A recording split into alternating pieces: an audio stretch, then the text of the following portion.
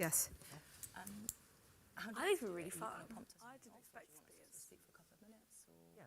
I believe each speaker is speaking for 2 to 3 minutes in answering that question that is up on the board.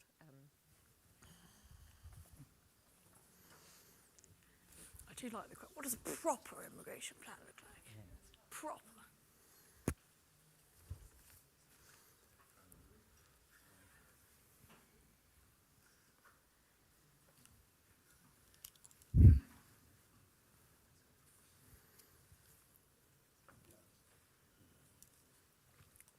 Any hangovers this morning? Yeah. They're the empty seats.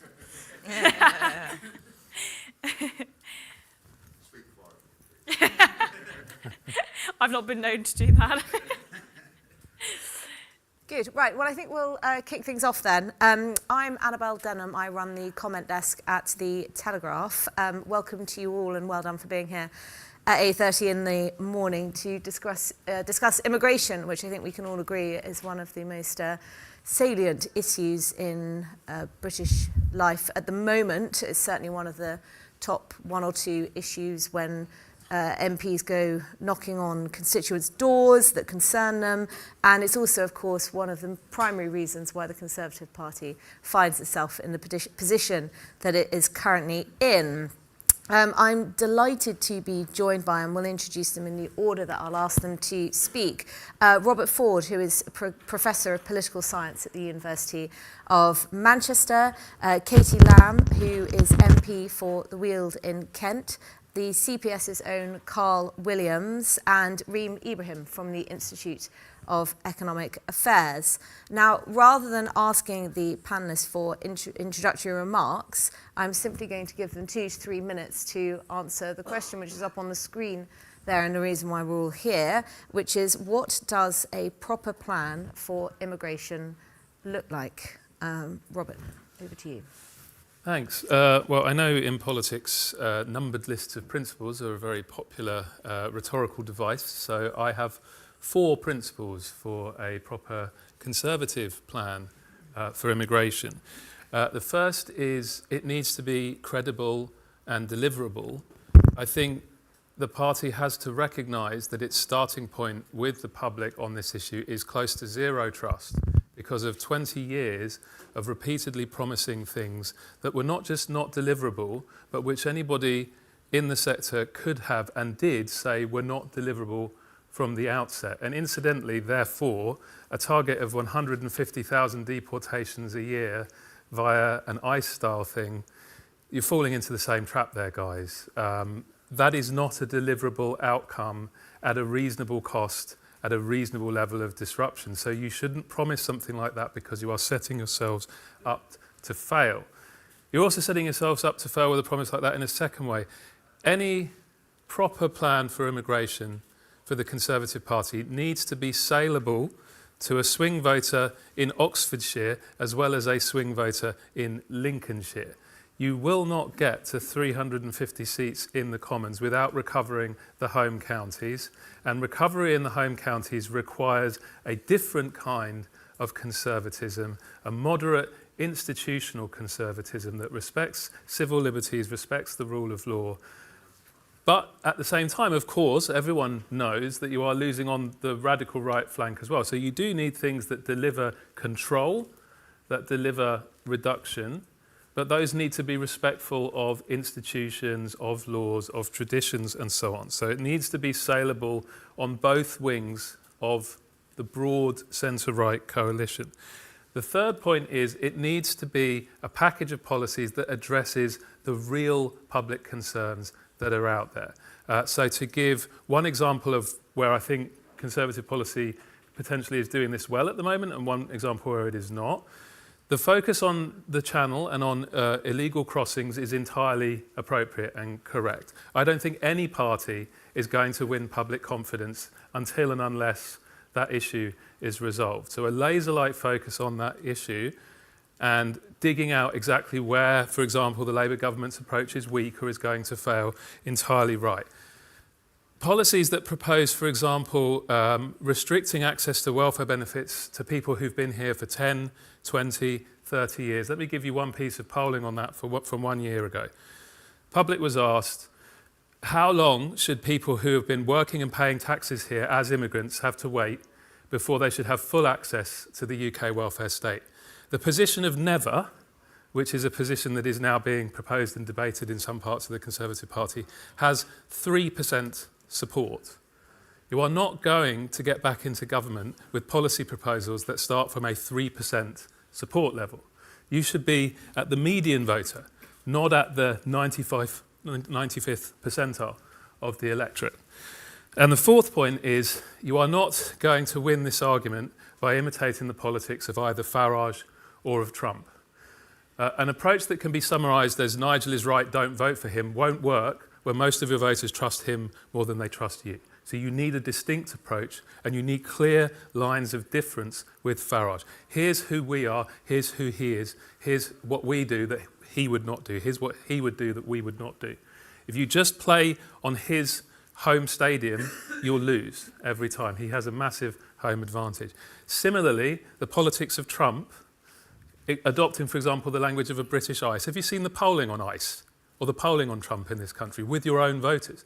These are not popular figures. They are not doing popular things. You should not associate your brand with them. Quite the opposite. You should say what you would do that is conservative but not like the politics of Trump, not disruptive, not disrespectful of the rule of law, not disrespectful of civil liberty.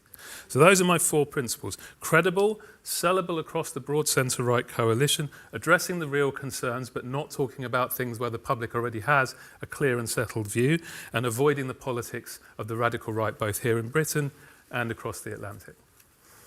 Thank you. Katie. Thank you. Rob has talked a bit more about the politics. I will talk maybe just about the system, and then we can get into the politics perhaps later. So I think that there are a few things that any kind of proper functioning immigration system should have. The first one is that people who are in the country illegally, either who come here illegally or who are then here illegally, either by overstaying or violating the conditions of their visa, must leave, must go home. That people must contribute, that there shouldn't be a position where the average person who is coming to this country is going to be a net cost to the taxpayer rather than a benefit. And in fact, we should be highly selective and make sure that, with the exception perhaps of a few highly skilled, say, academics, that everybody coming to this country is a net contributor rather than a cost. That people must integrate and assimilate. So either temporarily, if they're here temporarily, and of course lots of people come here for a period of years and then leave, or if they're going to stay permanently. Now there's a sort of harder, more empirical way to measure that, which is, I don't think anybody who is here from another country should commit a crime and be able to stay. But there's also a sort of a broader cultural aspect to that.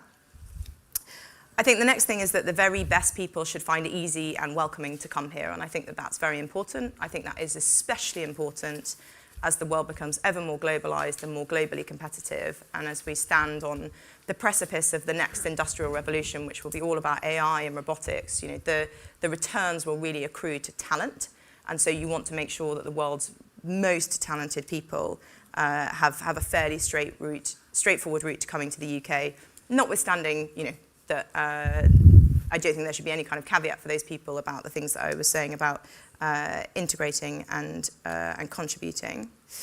And finally, that the numbers matter in absolute terms for legal migration. So for infrastructure pressure reasons and for cultural reasons, there are only so many people that the country can take coming to Britain every year. And so we have to be realistic about that, and we have to operate within the confines of what is actually possible. And what we've always done, although obviously for a sustained period of time when we were in the European Union, we were not necessarily in a position to set all of our border policy. But what we've always done, certainly since then and often before, is kind of set a bar, and everybody who cleared the bar should come.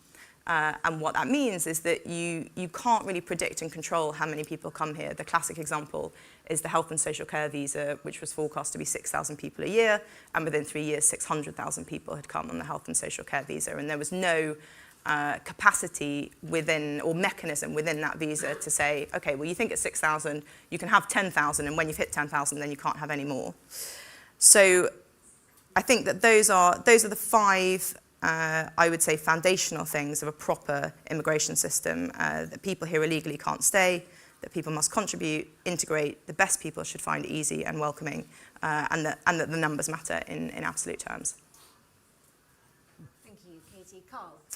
Yeah, so I think a proper plan for immigration must first address the global context we find ourselves in of early stages of a migration crisis. That's affecting Britain and America and Europe and most developed countries. And population movements, legally and illegally, are not driven so much by wars or climate change, but by the developed world becoming slightly richer, rising above subsistence poverty, having access to the internet and realizing there are better places to live and there are ways to get there. In 2022, the polling company Gallup did a very big, detailed global poll asking people if they're interested in moving countries. And 16% of adults globally would like to move from where they live to a different country. That's 900 million people. Of those 900 million, or that 16%, 4% would put Britain as their first choice. That's 36 million people. So any proper plan for immigration has to start from the point of how many of those 36 million people would we like to come to Britain, a country of 70 million people, and under what conditions?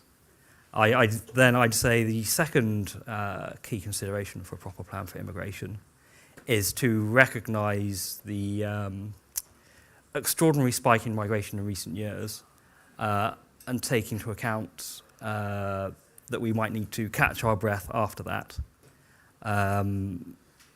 Over 4.5 million people arrived in Britain between the start of 2021 and the end of 2024.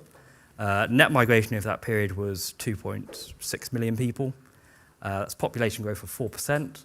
That means 1 in every 25 people today walking the streets of Britain has arrived in just the last 4 years. This is an extraordinary rate of churn and population change. We have data sets of the Bank of England that go back to 1701 for Britain and Northern Ireland, and for England that go back to the 12th century. And in numerical terms, the 3 largest years for population growth in the history of this country have been 2021, 2022, 2023, and 2024 is not that far behind that either. So, to slightly echo what Katie said, absolute numbers do matter because of the pressures it puts on, for example, the housing market, infrastructure, public services. And then I'd say, finally, on the legal front, selectivity is key. Who are we allowing in, under what conditions, and how will they benefit existing residents? And in particular, over the last few years, the migration system has been very bad at doing that. Only 0.1% of 4.3 million visas went to scientists or people working in R&D. Only 0.7% went to NHS doctors. There is a large segment of probably very low-skilled migration that is probably not going to add much to the country fiscally or economically. And therefore, when we're thinking about the millions of people who do want to come here, what works best for us and what is manageable. And then on the illegal side of things, I think, again, I'd echo what Katie says. What British voters really care about, one of the key values of British people is fairness. They don't like the idea of people skipping the queue or breaking the rules. People crossing the channel or overstaying their visas are doing that. And insofar as possible, those people need to be returned to their country of origin or to a safe third country or somewhere that's not in Britain, so they know that if you are here illegally, you will never be able to stay. Thank you. Reem? Thank you. Yes, I think it's interesting from this perspective because I think that we can think about things from a sort of ideal world and the current reality that we are facing. So in my view, in an ideal world, a proper immigration plan would allow businesses to hire the talent that they want without restriction from the government and allow British people to bring over spouses, should they wish to, and allow for people to have that kind of freedom without British taxpayers being required to foot the bill. So I think in an ideal world where the welfare state is restricted, where we don't have a restricted housing supply, where we're able to build lots of homes for lots of people, and there isn't that kind of restriction from the state, then in an ideal world where we don't have National Health Service, where there are extreme amounts of pressures, and where people are required to pay for healthcare for other people, in that ideal world, I would be much more liberal on what my view is on immigration and how we allow those people to come to the UK. But we're not in an ideal world. And the state is absolutely enormous. Public spending as a proportion of GDP is now about 44-45%. So British taxpayers are already being squeezed enormously. And in the current situation in which we have a huge welfare state, I think that the only solution to allowing for people and the best talent to come to the UK is to restrict welfare eligibility. So I think that, Katie has spoken a lot about this in terms of indefinite leave to remain, fantastically on social media, if I must say. And I think what's important there is that people should be able to come to the UK, but when it comes to indefinite leave to remain, as soon as they are eligible for that, they are entitled to free healthcare, so they don't have to pay the NHS surcharge anymore. They are entitled to send their children to school. They are entitled to huge amounts of benefits. And I think that that is a fundamental problem here. Immigration should work for the British people first. That is what a proper immigration system should look like. And it should also allow for people that are talented, that do want to work in the UK, that are able to contribute individually and crucially, financially support themselves, then I think that those people should be allowed to come to the UK. I think one of the best examples of this is the UAE, where if, we've got lots of Brits that want to go to Dubai and want to move over there because it's a low, you're paying very, very little in tax and the economy is growing and there are job opportunities out there. And yet, at the same time, lots of Brits that go there don't speak Arabic. So they aren't necessarily integrating into Arab culture, but most UAE citizens don't really mind because they're not paying a single penny towards it. If you go to the UAE and you lose your job and you're no longer able to financially support yourself, you would be immediately deported. That just doesn't happen in the UK. British people are required to then foot the bill for that.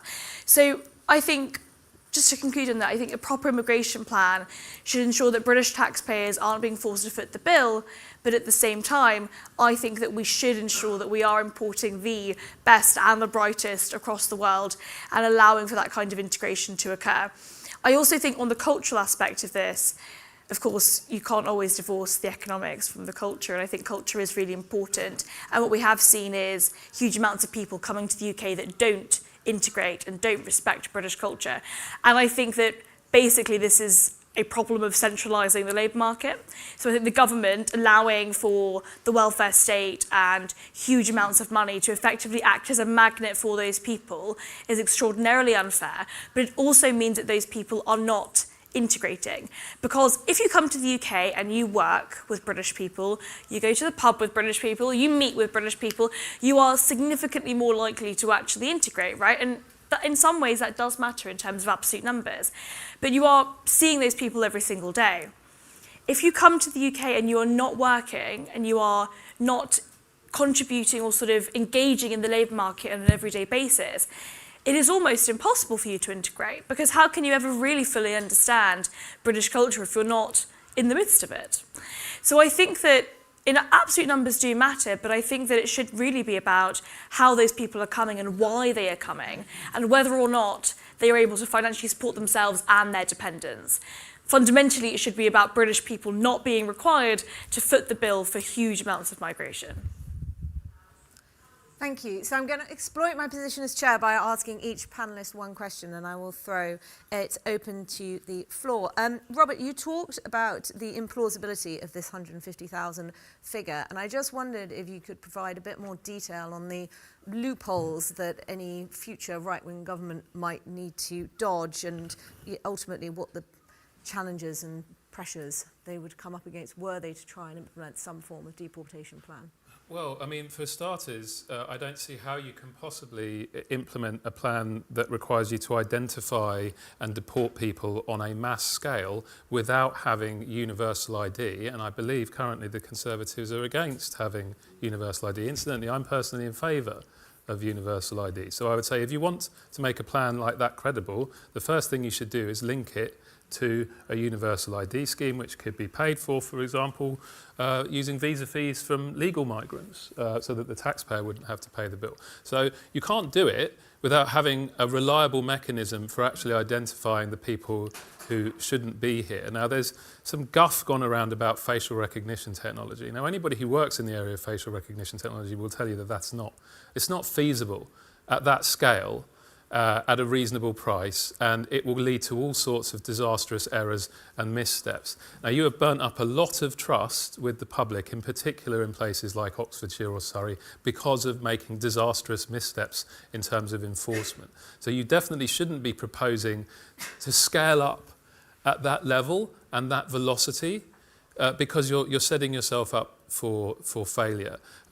There are, of course, also legal obstacles. I actually think the legal obstacles are less of a problem than the practical implementation obstacles, because we do have parliamentary sovereignty in this country, and ultimately, if you wanted the legal obstacles removed, you could remove them. I don't think that is the problem. The problem is, I think you will end up, bluntly, deporting people who everybody in the public will say should not have been deported, and you will be very unpopular for doing that. That is what happened with Windrush. That would happen at a much larger scale with this kind of policy, just as it is in the US right now.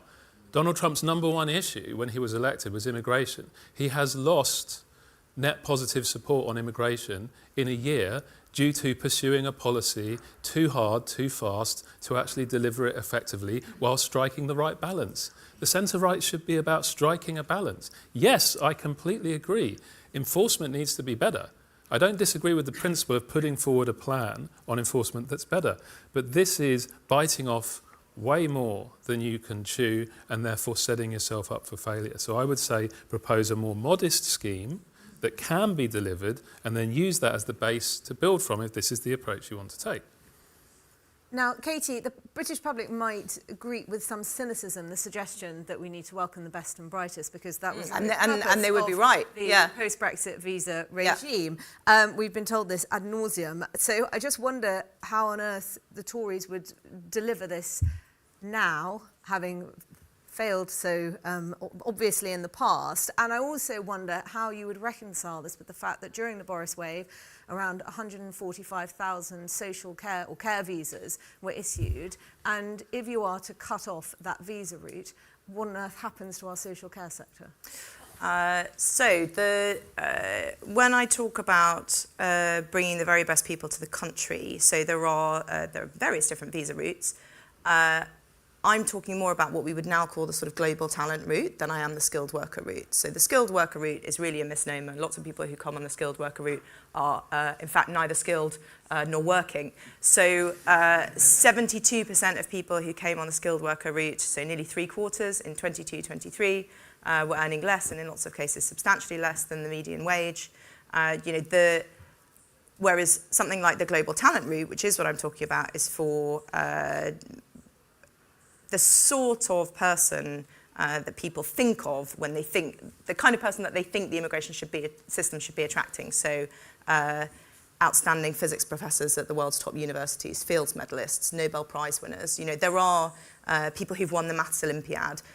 There are actually measurable ways that you can set a very, very high bar for exceptionally brilliant people to come to this country. The problem is we've completely failed to do that. Now, my worry is that very reasonably the public will think we don't trust you, and that's the whole political establishment, because this has been a problem since 1997.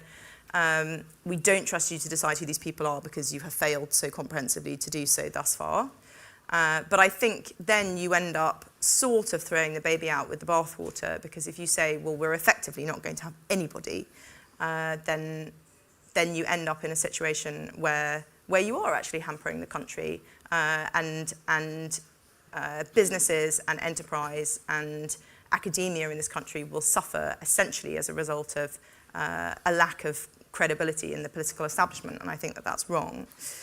To your question about the health and social care visa, so Carl will, I imagine, have chapter and verse on this. He is the world's preeminent expert on the health and social care visa for his presumably very many sins. But a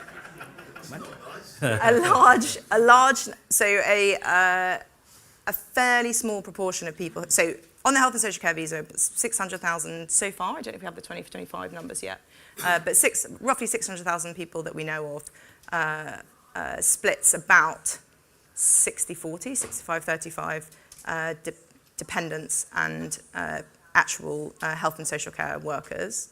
And within that, the majority of people have come to work in health and social care rather than as, I think a lot of people can imagine that the health and social care visa is for sort of consultant doctors. And in lots of cases, it's not. It's for people to come and work in care homes. The reality is that those jobs are incredibly salary sensitive. So the estimate is if you add something like 40p per hour, which increases the care budget by 3%, which is obviously not insubstantial. But at the moment, all we're doing, if you do that, then you will be able to attract essentially Brits to go and work in those roles. Now, we don't do that partly because we don't want to increase the headline budget for health and social care. But by not doing that, all we're really doing is pushing this money around, because instead we are bringing people to the country who are willing to work in these jobs only because they are willing to work in for sub-market wages.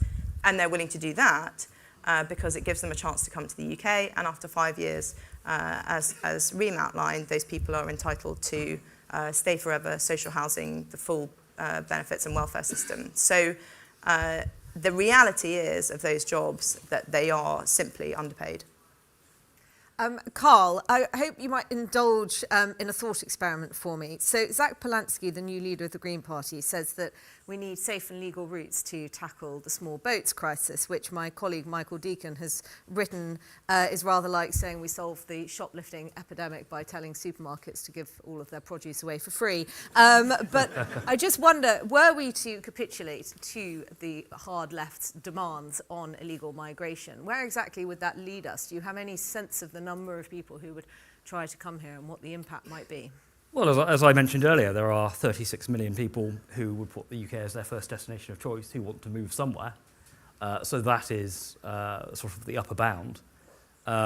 Is it, sorry, just presumably it's not necessarily the upper band, because there might be a bunch of people who put the US first and can't get to Oh, yes, okay, so it's 36 million who really, really love the UK, and then others like, well, I'd like to go to the US, but I'll take the UK instead. Yes, yeah. Yes, that's a fair point. But I think at the end of the day, if we have safe and legal routes, unless you have them completely uncapped and have those 36 plus million people come here, you're going to have to cap them. And then what do you do when you've reached your 10,000 annual quota and you're person 10,001? You're going to still try to use the channel. I don't think safe and legal routes does anything to reduce the numbers, it just displaces them onto different routes.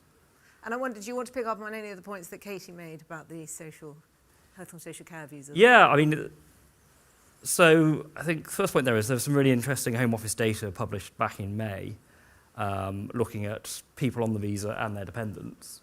And it found that dependents on the visa, adult dependents, there was only salary data available for about half of them, suggesting there was some out-migration, but maybe up to half weren't working.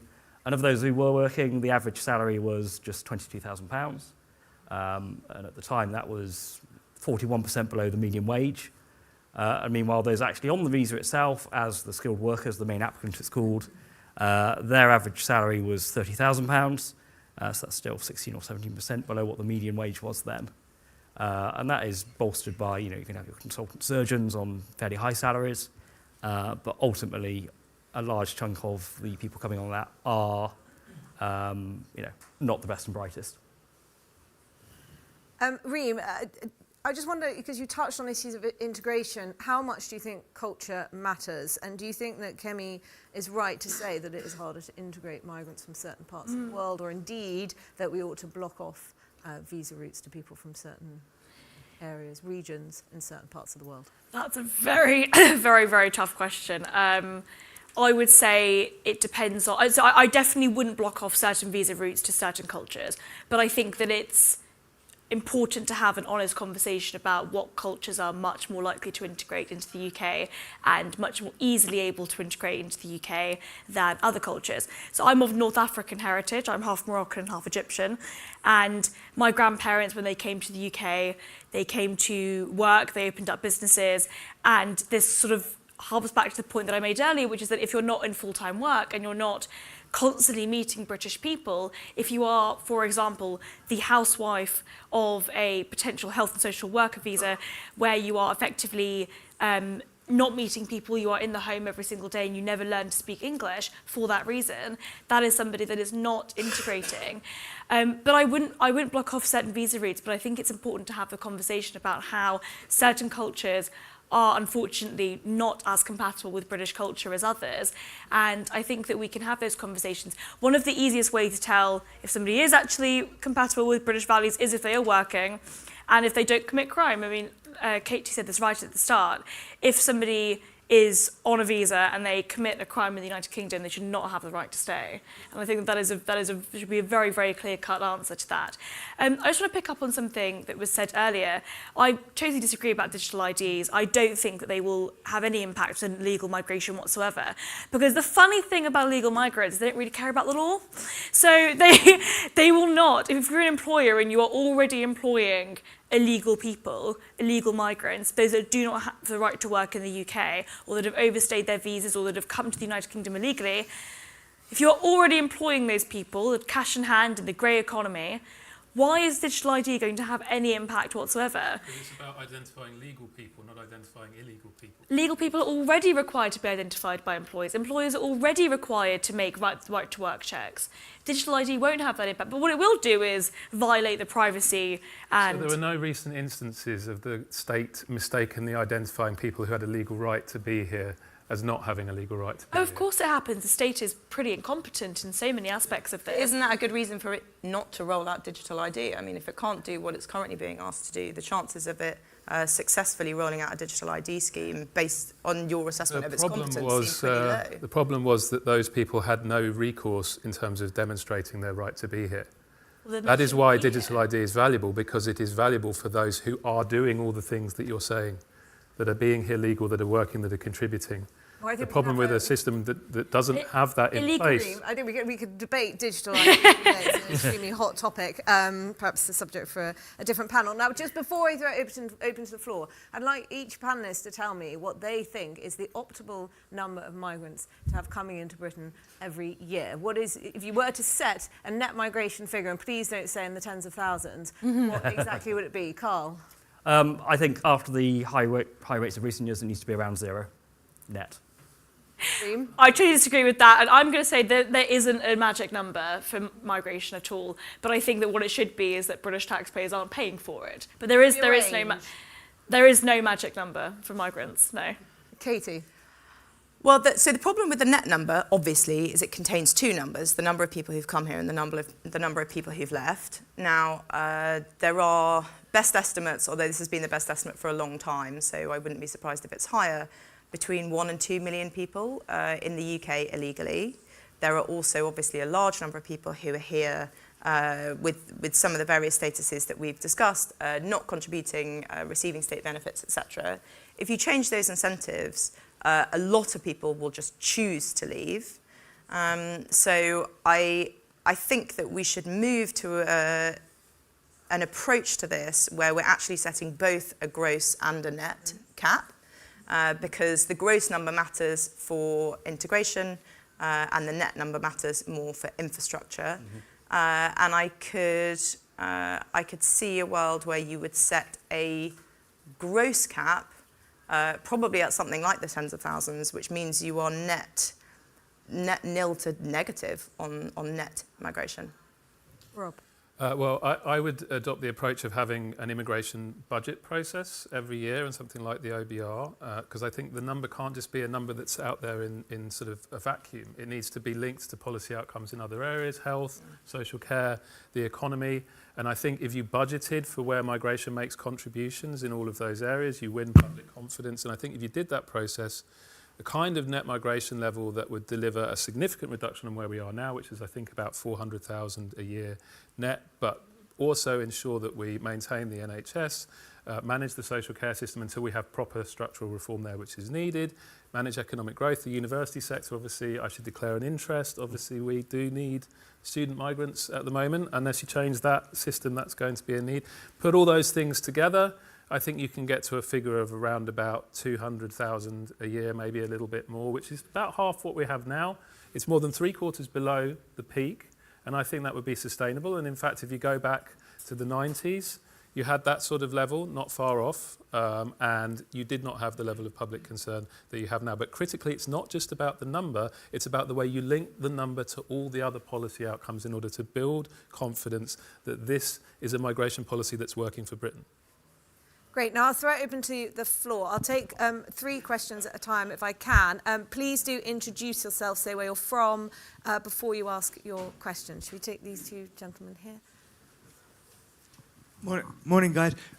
Katie, I should declare an interest because I'm from Gravesend, which is just down the road. Yes, from yeah. your patch.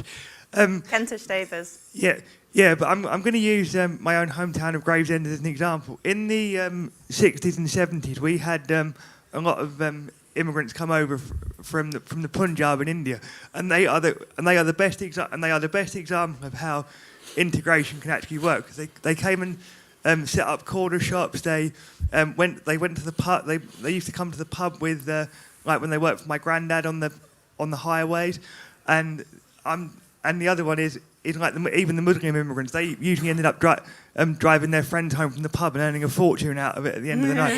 So I'm just wondering if we can, in order to get immigration to work, I'm wondering if the panel have any ideas on how to teach people how to integrate, if the state should fund that. I know at CPS you're not supposed to like any state intervention, but I do wonder if we should start making access to life tests cheaper and things like that. Thank you. My name is Praise. I'm currently a doctor at NHS, live in Cumbria. I came into the UK on the health and care social visa, passed, did my exams, and then got a job as a doctor. And I'm also a member of the Conservative Party. I like what the professor said, all the points he gave. For me, it's a case of, does the Conservative Party want to win the confidence of voters? And if immigration is the issue, do they really want to win the next election? Then I'd like to ask, from what she said, does UK want to become like the UAE? And also, with respect to immigration, because looking at all the views everybody has mentioned, the UK tries to pose itself as humanitarian. But then if you bring in people to work in the UK, and then you send the British taxpayers, the immigrants are also paying taxes. They're also contributing to NI. And if you check ChatGPT, like check the numbers, they're actually doing, positive net contribution to the UK economy. It's on, if you check ChatGPT, you see it there. So what is the plan for immigrants too? Do we just want to come, use them, and then just say they don't need to be part of the culture?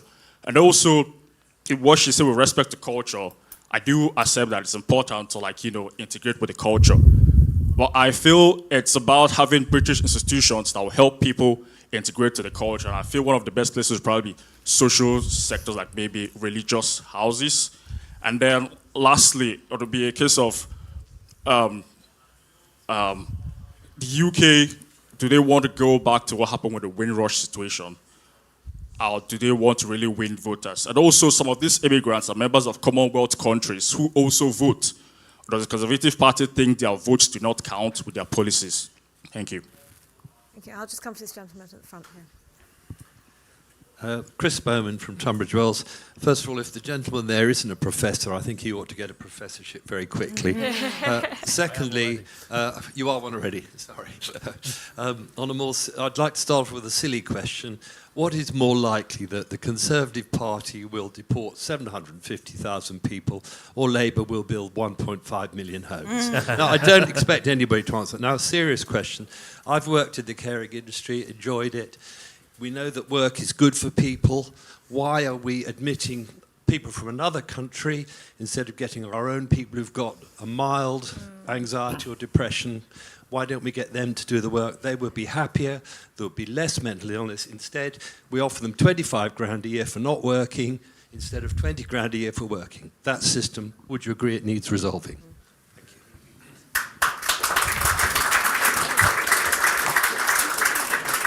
Rob, I'll come to you first on this question of integration. Is it something that you think can be taught?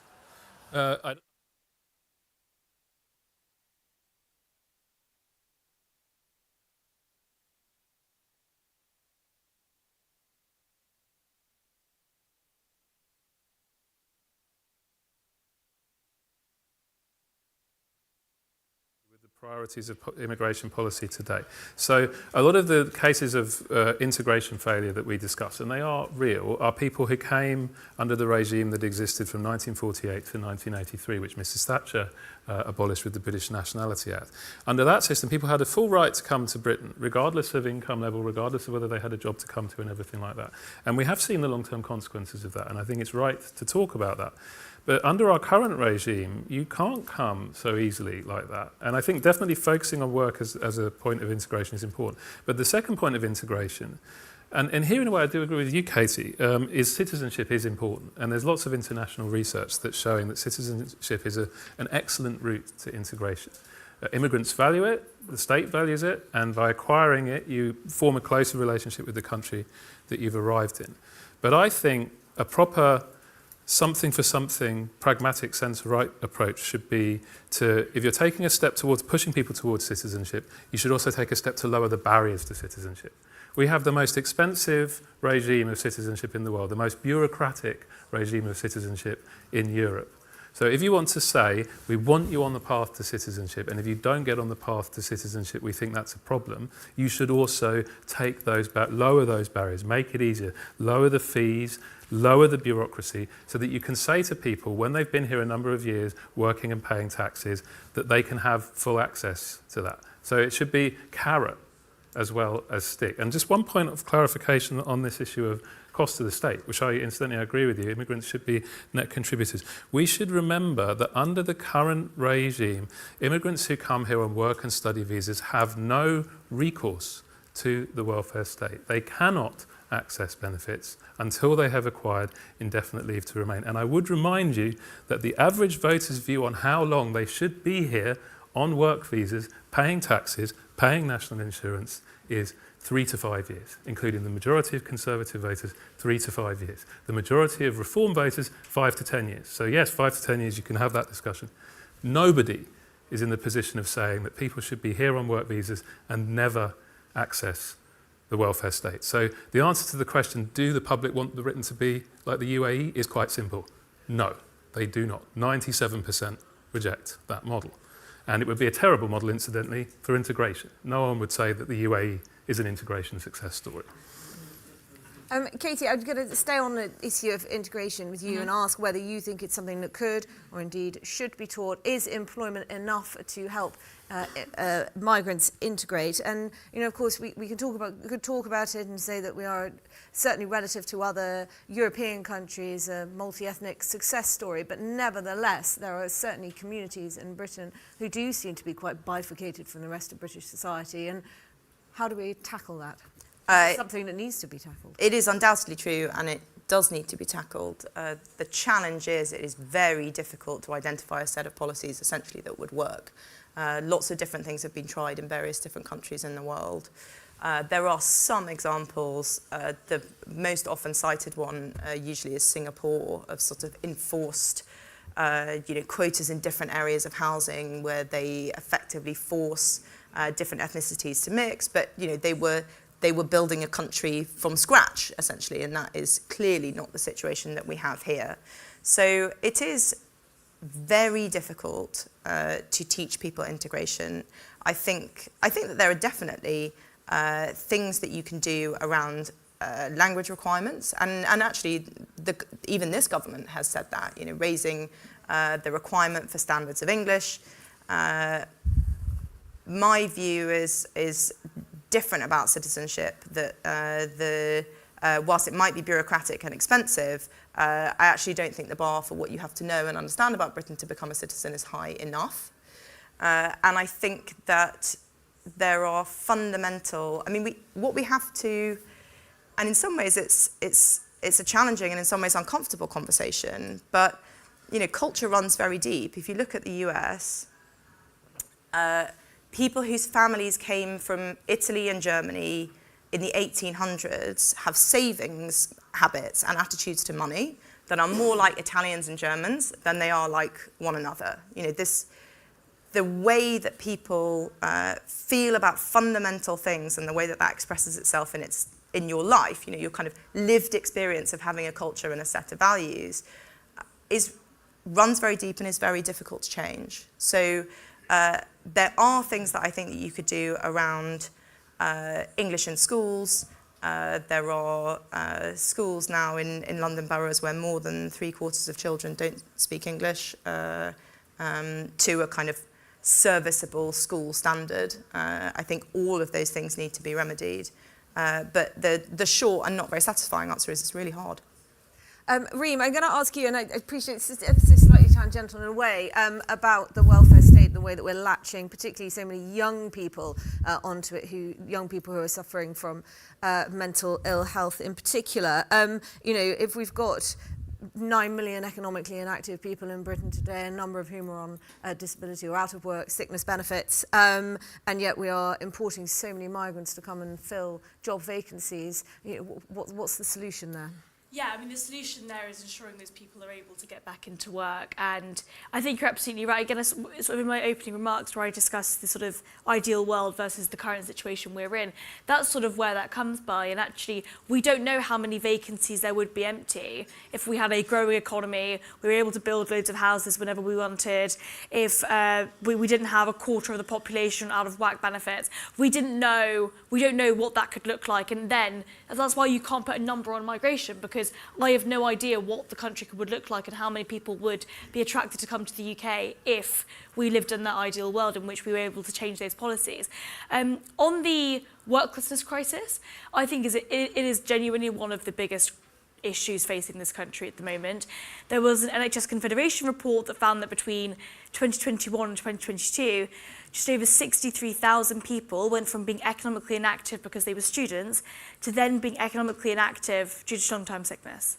How can you go from being well enough to be in full-time education to then not being well enough to work at all?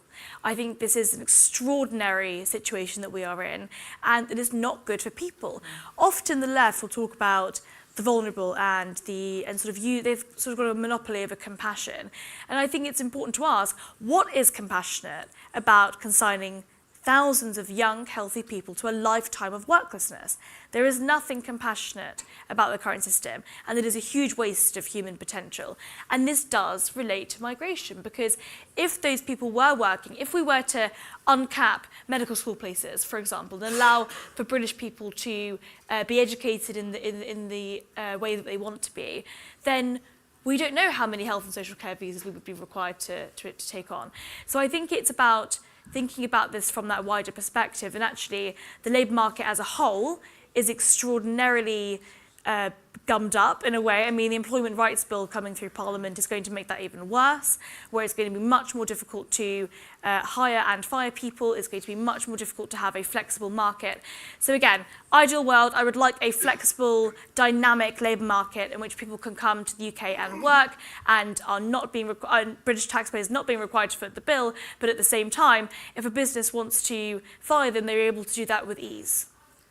Carl, we had a question about voter confidence in any kind of visa regime that might be set up by any future government, and because there have been so many promises that have gone undelivered. And I hesitate to ask this at Conservative Party conference, but Reform, of course, they're the ones that many voters who want stricter border controls are putting their faith in, but they have the luxury of no record to defend. And I just wonder, do you think that they will have any more success in implementing a more rigorous visa regime than the Conservative Party did?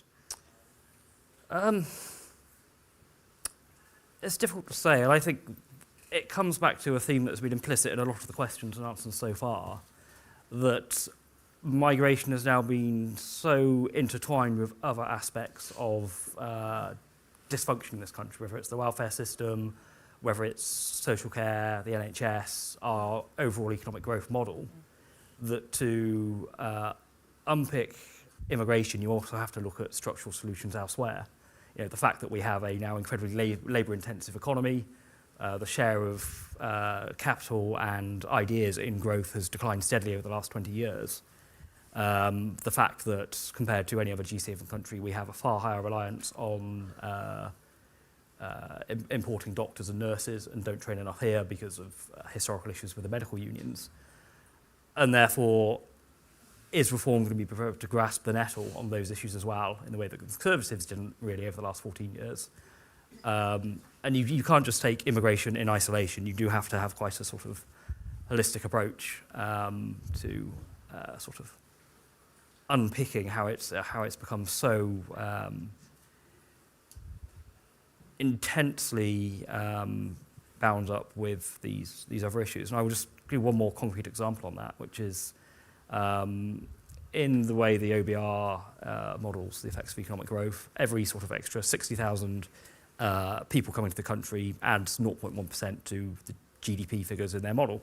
And therefore there is this constant pressure emanating from the Treasury to pull the immigration lever, boost the size of the labour force. That's how we get growth. But that's headline GDP growth, that's not GDP per capita. Over the last 4 years, we've had net migration of 2.6 million people.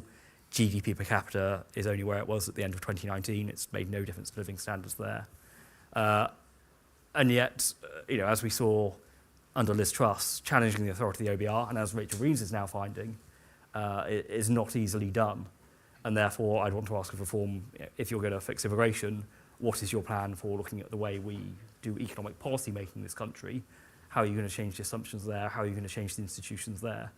And I think any party that can come forward with a credible suggestion on that, then that is a plan for immigration that could actually deliver in a way that parties of all stripes have not for the last 30 years.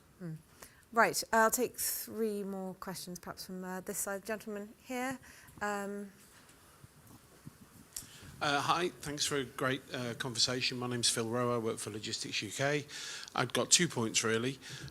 I think a suggestion for what should be in an immigration plan is something that gets people to work, because there's an underlying need in certain sectors for immigration over the last few years to fill jobs that won't be taken.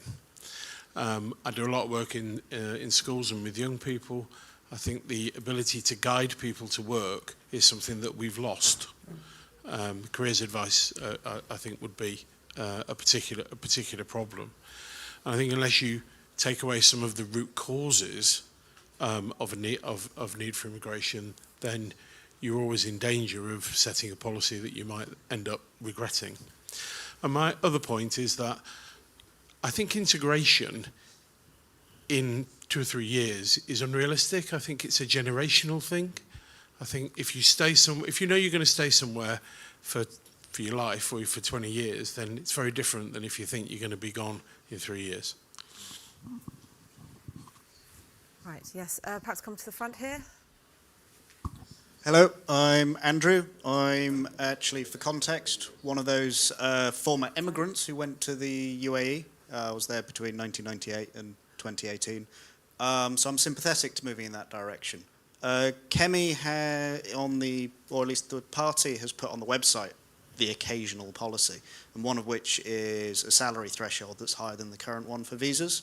Will that be index linked or linked to average wages to prevent politicisation every now and again as inflation increases? Because otherwise it's pointless. I can just that if that's easier. Yes. It's the median wage. So it's whatever, We'll just come to the gentleman on the front row here. Yeah. Hello, thank you. Alf Penfold from South Devon. It would seem that perhaps no party today has a set of policies that are going to address immigration at the moment.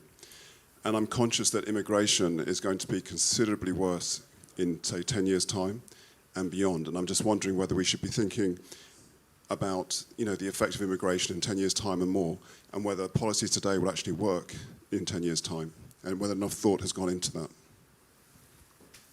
Great. Robert, I'll come to you first just on the integration, sort of short and long term. If migrants are coming here but they're only intending to stay for, let's say, 3 to 5 years, do we need to worry about how integrated they are?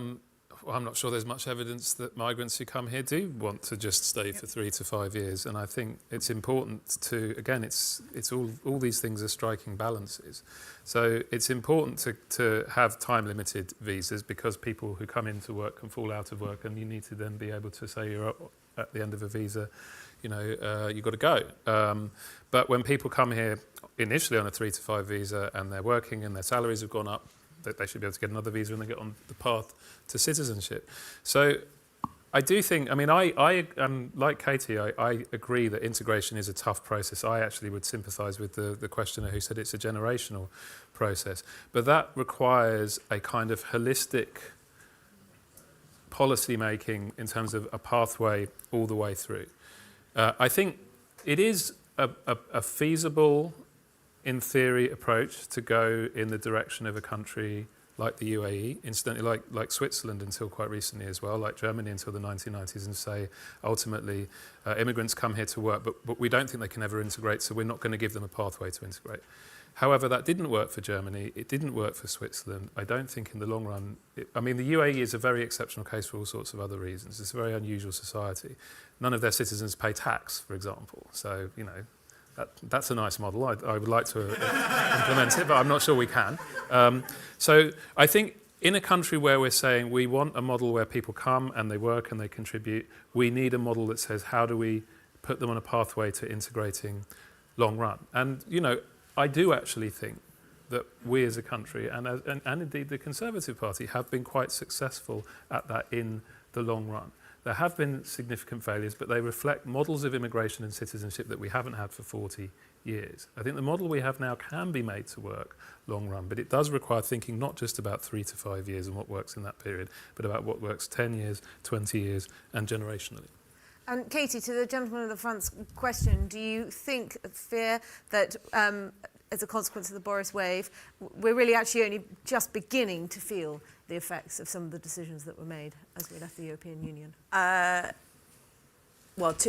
suppose, slightly different question. I think the short answer to that is certainly fiscally yes, because to what Rob was saying earlier, most, not all, but most people who came to this country between 2001 and 2004, which, as Carl said earlier, is 2.6 million people net, are not yet eligible for state support. But if they apply for ILR, which many of them will, and if they get it, which 90% of applicants do, then they will be. And so I think we should realistically expect this to tick up quite a lot very quickly. I think the general point maybe that this gentleman was making about long versus short-termism also relates to what Carl was saying about needing structural solutions to lots of different things. What happens quite a lot, not least my constituents, say to me, how did this happen? How did every election-winning manifesto since 1974 promise to reduce migration, and how did we end up instead in this situation? Without trying to justify it, because I don't think that can be done and it shouldn't be attempted, the honest explanation is every time there was a really hard decision, instead we decided to bring in more people. So how are you really going to grow the economy? Let's just bring in more people. How are you going to afford the health and social care service? Let's just bring in more people. What are you going to do about university education in the university sector? Let's just bring in more people. What are you going to do about actually training your workforce at home? Let's just bring in more people. People don't want to go to work. Let's just bring in more people. So and that sounds kind of flippant, but it is really genuinely completely true. And the problem with that is it worked today in the headline GDP figure still got juiced and the OBR signed them off and we were still able to borrow the money that we needed or that we felt that we needed to keep everything going. But we have, in doing that, created a massive fiscal and otherwise rod for our own backs. And until and unless we are willing to be honest about the long-term cost of these decisions and bring that cost into the short term, then we aren't going to fix this problem, because the sugar rush of infinite numbers of people is just always a shortcut to solving a lot of the state's most existential challenges. And Carl, just pick up on that. I mean, can you see the OBR completely changing its approach and deciding actually we need to have a much stronger focus on GDP per capita and a much more realistic approach to how beneficial immigration really is? Yeah, I can see them doing that a bit. I mean, in some of their more recent reports, they have started paying attention to these wider issues. And I think there are certainly people there who do understand this. One of the most common arguments you hear for why we need high levels of migration is ageing population. We need to do something to maintain or at least slow down the decline in the ratio of younger people who are paying taxes to older people who are receiving pensions and healthcare and social care. But Professor David Miles, who is one of the members of the OBR committee, wrote an essay recently. It's actually in the essay collection on your chairs. And he points out that to maintain the dependency ratio where it is now, we would need an extra 20 million more migrants than we're already budgeting for, which is 40,000 a year going forwards, so that by 2064 the population of Britain would be over 100 million people. So, there are clearly voices involved in the process that do understand some of these trade-offs and that there are other ways we should be looking at this. So I'd say it is possible the institutions will change, but at the moment, politically, that might be inconvenient for Labour in some ways. So I don't think it will happen right now. No. And if I may, of course, the demographic challenge self-perpetuates because immigrants, just like everybody else, get older. Yep. So all you're doing really is locking yourself into a cycle of ever ratcheting numbers of people, unless, which comes back to what Rob was saying about whether people come forever, unless those people leave. Now, if we are going to move to that kind of system, Rob's right, that is very different from what our kind of starting assumption has been, which is that by no means all, and actually we used to have, particularly the kind of classic example is Australians, but it used to be much more common that people would come to the UK for a period of time in their youth, in their 20s, and then that they would go home again. So, you don't have to go 100-0. You don't have to decide that everybody is here forever or that everybody has to go home as they do in the UAE. You can have time limits and just enforce them when people's time is up. But there is no long-term solution to these countries' challenges that comes from ever more people. Right, well, that's all we have time for. So thank you very much to my panellists. Thank you all for coming.